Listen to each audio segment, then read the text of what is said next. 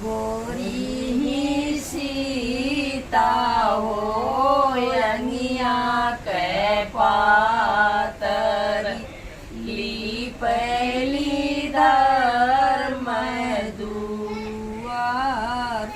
धर्म दुआरिया सीता लिपही ना पवली राम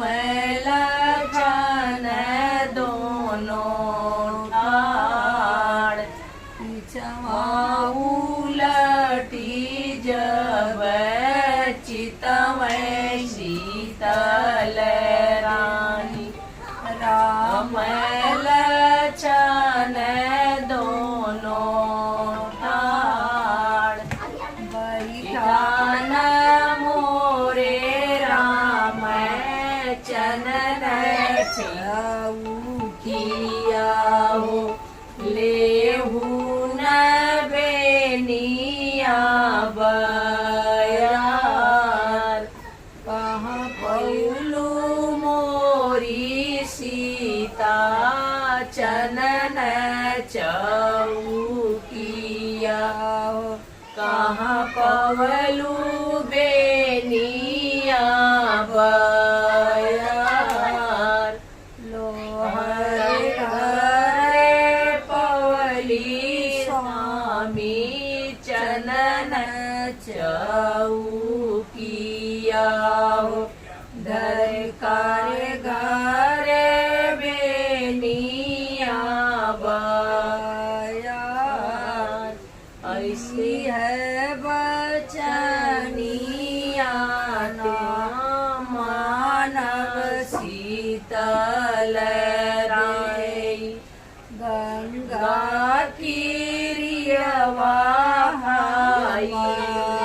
ले जब हो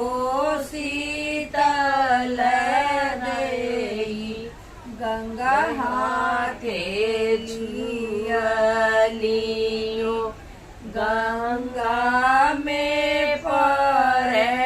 बालू रे इहो किरियवा नाही मानव शीतल रानी सुरजू किरियवा जब हो शीतल रे सुजु हाथे चिरनियो सुरुजु जाई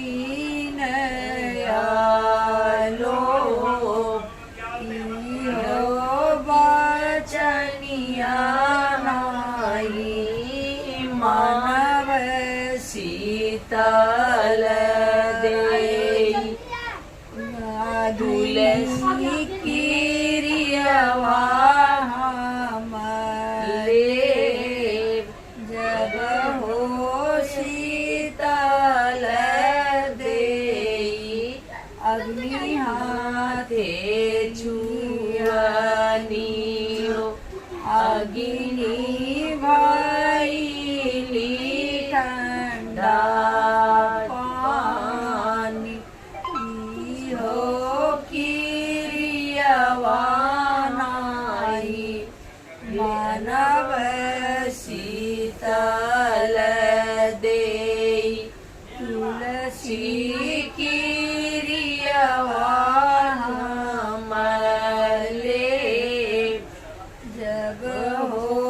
शीतल देई तुलसी हाथे छुअनियो तुलसी